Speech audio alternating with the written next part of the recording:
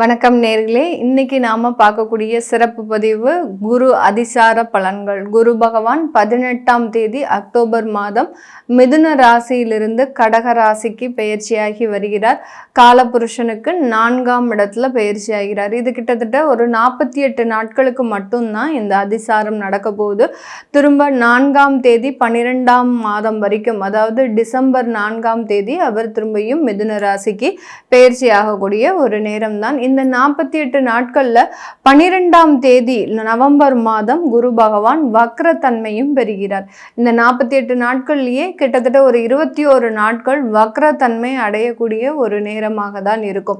இந்த காலகட்டத்தில் நம்ம ரிஷப ராசி அன்பர்களுக்கு என்ன மாதிரியான ஒரு பலன்கள் கிடைக்க போகுது அப்படின்றத இந்த பதிவில் நம்ம தெளிவாக பார்க்கலாம். இதை உங்களுடைய ஃப்ரெண்ட்ஸ் அண்ட் ரிலேட்டிவ்ஸ்க்கு ஷேர் பண்ணுங்க. ஏன்னா நிறைய ரிஷபராசி அன்பர்கள் தன்னுடைய வாழ்நாளில் என்ன மாதிரியான ஒரு பிரச்சனைகள் நடந்துட்டு இருக்கு அப்படின்றதே அவர்களுக்கு தெரியாம இருக்கு. ஏன் நம்ம இந்த அளவுக்கு தேவையில்லாம ஒரு பிரச்சனைகளில் போய் மாட்டிக்கிறோம், நம்மளால எந்த விதமான ஒரு முயற்சிகள் செய்தும் அதிலிருந்து நம்மளால வெளிவர முடியாம இருக்கு அப்படின்ற மாதிரியான நிறைய ரிஷபராசி என்பவர்களுக்கு தேவையில்லாத ஒரு குழப்பமான ஒரு சூழ்நிலைகள் இருக்கும்.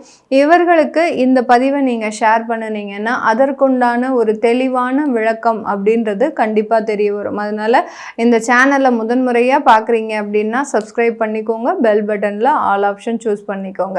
காலபுருஷனுக்கு 2ஆம் இடம் ரிஷப ராசி, தனஸ்தானத்தில் குறிக்கக்கூடிய இந்த ரிஷப ராசிக்கு அதிபதி சுக்கிரன். இந்த சுக்கிரன் பார்த்தீங்கன்னா எப்போதுமே ரொம்ப பண வருவாயை கொடுக்கக்கூடிய ஒரு காரக கிரகம்.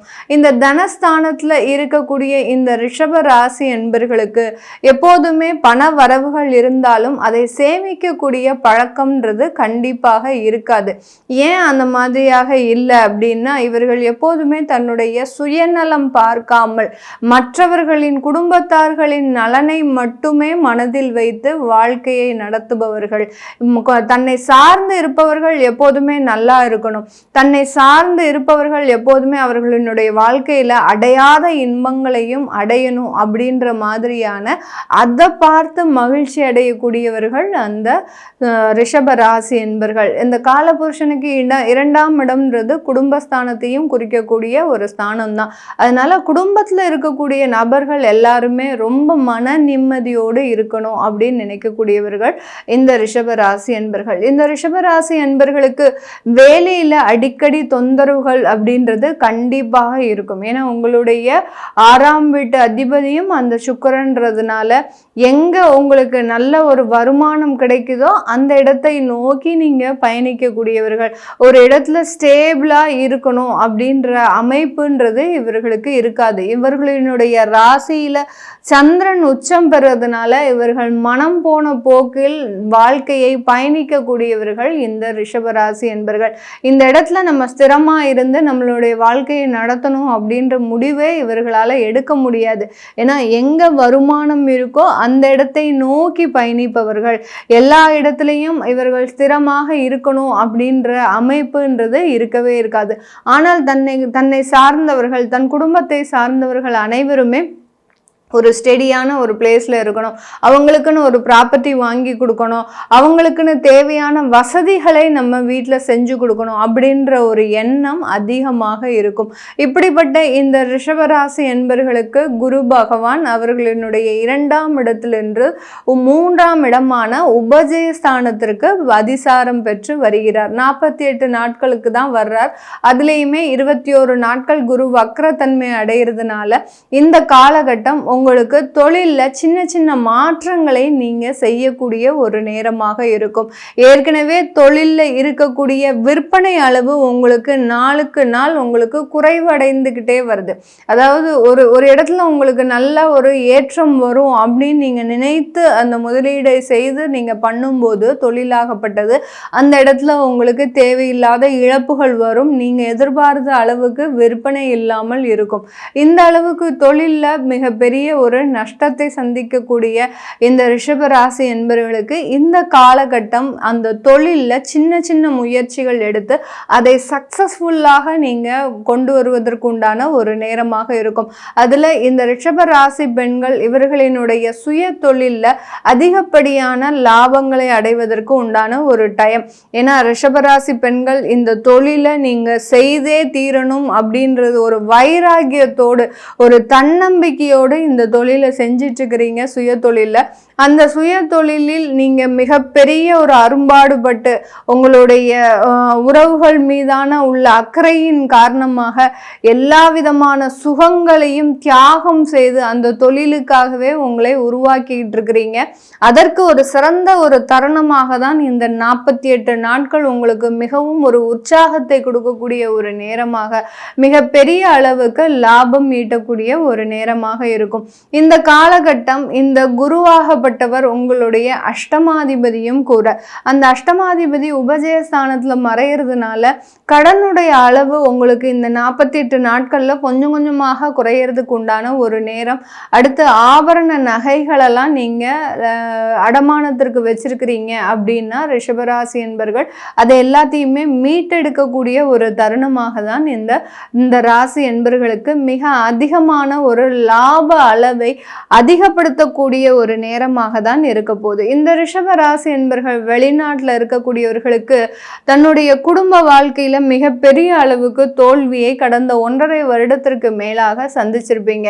எந்த இடத்துல போனாலும் உங்களுடைய குடும்பத்தை நீங்க சேர்த்து வைத்து அழகு பார்க்கணும்னு நினைச்சீங்க. ஆனா அந்த குடும்பமாகப்பட்டது மிகப்பெரிய அளவுக்கு தோல்வியை கண்டு ஒருத்தருக்கு ஒருத்தர் ஒரு இடத்துல இருந்து அந்த குடும்பத்துல மிகப்பெரிய அளவுக்கு கருத்து வேறுபாடுகள், அடுத்து பார்த்தீங்கன்னா இனிமேல் சேரவே முடியாது அப்படின்னு நினைக்கக்கூடிய அளவிற்கு அந்த குடும்பம் வெளிநாட்டுல மிகப்பெரிய அளவுக்கு ஒரு பிரிவினையை அனுபவிச்சுட்டு இருக்கிறீங்க. இந்த காலகட்டம் இந்த 48 நாட்கள்ல அந்த குடும்பம் மீண்டும் சேருவதற்கு உண்டான ஒரு தருணம். இந்த தருணத்துல உங்களுடைய தசாபுத்திகள் நல்லதா இருக்கு அப்படின்னா கண்டிப்பாக 100% இந்த குரு பகவானின் அதிசாரம் உங்களை மீண்டும் சேர்வதற்குண்டான எல்லா அமைப்பையும் கொண்டு கொடுக்கக்கூடிய ஒரு நேரமாக தான் இருக்க போகுது. வெளிநாட்டு வேலைக்காக நீங்க வாய்ப்புகளை தேடி இருக்கிறீங்க அப்படின்னா கண்டிப்பா அதுல ஒரு நல்ல ஒரு மாற்றம் கிடைக்கும். அந்த வெளிநாட்டுல வேலை வாய்ப்புன்றது 100% உங்களுக்கு நல்ல ஒரு பொருளாதார வளர்ச்சியை கொடுக்கக்கூடிய ஒரு தருணமாக இருக்கும். இந்த ரிஷபராசி என்பது வெளிநாட்டில் வேலை செய்து உங்களுடைய சொந்த ஊர்ல ஒரு இடமோ ஒரு நிலமோ ஒரு சொந்தமாக ஒரு வீடோ வண்டியோ வாகனமோ சொத்துக்களை அமைப்பதற்கு உண்டான ஒரு தருணமாக தான் இருக்கும். ஏன்னா ரிஷபராசி என்பர்கள் தன்னுடைய குடும்பத்தார்களை நல்ல ஒரு சுகபோக வாழ்க்கையோட வாழ வைக்கணும்னு நினைக்கக்கூடியவர்கள். அதனால அவர்களுக்கு தேவையான எல்லா வசதிகளையும் அமைத்து தருவதற்குண்டான ஒரு சுகமான ஒரு நாட்கள் தான் இந்த 48 நாட்கள். அடுத்து இந்த ஸ்டூடெண்ட் வீசால போனவங்க இந்த காலகட்டம் அந்த நிரந்தர உத்தியோகம் இல்ல ஒரு பார்ட் டைம் ஜாப் கிடைக்கிறதுக்கு உண்டான ஒரு டைமா இருக்கும். ஏன்னா ஏற்கனவே உங்களுக்கு அங்க மிகப்பெரிய ஒரு நெருக்கடிகளை, பொருளாதார நெருக்கடிகளை சந்தித்து கொண்டு இருக்கின்ற இந்த ரிஷபராசி என்பர்கள் இந்த அதிசார பயிற்சியினால அதிலிருந்து எல்லாம் நிவர்த்தி அடைவதற்கு உண்டான ஒரு நேரமாக இருக்கும். இந்த ராசியில இருக்கக்கூடிய கார்த்திகை நட்சத்திர அன்பர்கள் இந்த காலகட்டம் அந்த அரசாங்க உத்தியோகத்துல நல்ல ஒரு இடமாற்றம் அமைய பெறுவதற்கு உண்டான ஒரு நேரம். அந்த டிரான்ஸ்ஃபர் உங்களுக்கு ஒரு நல்ல ஒரு பொருளாதார வளர்ச்சியையும் கொடுக்கும். அடுத்து ரோஹிணி நட்சத்திர அன்பர்களுக்கு இந்த காலகட்டம் வெளியூர் பிரயாணம், வெளியூர்ல இருந்து ஆர்டர்ஸ் வாங்குறது, பிசினஸ் சம்பந்தப்பட்ட ஒரு வெளியூர் பிரயாணம் மேற்கொள்வது, இது எல்லாமே நடக்கக்கூடிய ஒரு நேரமாக இருக்கும். அடுத்து மிருகசீரிட நட்சத்திர அன்பர்களுக்கு இந்த காலகட்டம் உங்களுடைய குழந்தைகளினுடைய வளர்ச்சியில ரொம்ப அக்கறையா இருக்க போறீங்க. அந்த குழந்தைகள் எந்த அளவுக்கு என்ன படிக்கணும், என்ன வேலை செய்யணும், எந்த மாதிரியான குரூப் எடுக்கணும், இந்த மாதிரியாக அவர்களினுடைய நலன்ல மிகவும் அக்கறை வாய்ந்த ஒரு நேரமாக தான் இந்த 48 நாட்கள் இந்த மிருகசீரிட நட்சத்திர அன்பர்களுக்கு இருக்க போகுது. இது எல்லாமே நம்ம கோச்சார நிலவரப்படி பலன்களை கணிச்சு சொல்லியிருக்கிறோம். உங்களுடைய சுய ஜாதகத்துல திசாபுத்தி பலன்கள் 100% நல்லதாக இருந்தது அப்படின்னா உங்களுக்கு குரு தசையே நடக்குது, குரு தசையில சுக்கிர புத்தியே நடக்குது, இல்ல உங்களுக்கு செவ்வாய் புத்தி நடக்குது, இந்த மாதிரியான குரு தசை, சுக்கிர தசை, புதன் திசை இந்த மாதிரியான திசாபுத்திகள் உங்களுக்கு அளவுக்கு அதிகமான ஒரு நன்மைகளை இந்த காலகட்டம் முழுமையாக கொடுக்கறதுக்கு உண்டான ஒரு டைமாக இருக்க போகுது. இது இல்லாமல் உங்களுக்கு கெடுதலான திசாபுத்திகள் இருக்கு. ராகு திசை, கேது திசை, சனி திசை, செவ்வாய் திசை இந்த மாதிரியான கெடுதலான திசாபுத்திகள் இருக்கக்கூடிய இந்த பட்சத்தில் இந்த காலகட்டம் உங்களுக்கு தேவையில்லாத இழப்புகள்ன்றது கண்டிப்பாக இருக்கும். யார்கிட்டையாவது பணத்தை கொடுத்து ஏமாறுறதுக்கு உண்டான ஒரு டைம். இந்த அதிசாரம்ன்றது இந்த ரிஷபராசி என்பவர்களுக்கு கெடுதலான தசாபுத்தியில் நிறைய ஏமாற்றங்களை கொடுக்கக்கூடிய ஒரு நேரமாக இருக்கும். தொழிலில் பார்ட்னர்ஷிப்பில் நீங்கள் நம்பி ஏமாறுறதுக்கு வாய்ப்புகள் இருக்குது. அதனால் அதுலலாம் ரொம்ப கேர்ஃபுல்லாக இருங்க. உங்களுடைய சுய ஜாதகத்தை இந்த மாதிரியாக தெரிஞ்சுக்கணும் விருப்பப்படுறவங்க கீழே இருக்கிற நம்பருக்கு வாட்ஸ்அப்பில் அப்பாயின்மெண்ட் வாங்கிக்கிட்டு நீங்கள் என்கிட்ட கன்சல்ட் பண்ணிக்கலாம். உங்களிடமிருந்து விடைபெறுவது உங்கள் ஆஸ்ட்ரோ பூர்ணா. நன்றி, வணக்கம்.